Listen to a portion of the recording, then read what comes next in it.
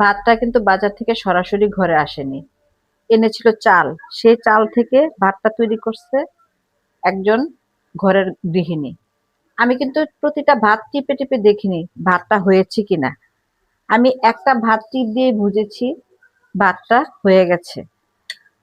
ছেলেরা যেরকম বাহিরের কাজটা সুন্দর করে পারে, অফিস পাড়ার কাজটা পারে, মেয়েরা ঠিক সেরকম ঘরের কাজটা সুন্দর করে পারে।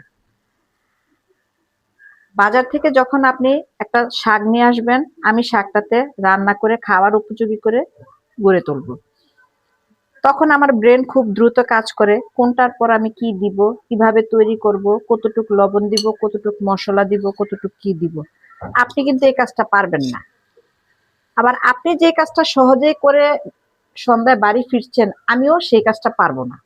তাই যার যার জায়গায় তার সম্মান অনেক বেশি। আমি গৃহিণী বলে ভাববেন না যে আমি কোনো চাকরি করি না। এটা আমার পার্মানেন্ট চাকরি এবং এই চাকরিটা করে আমি খুব গর্বিত।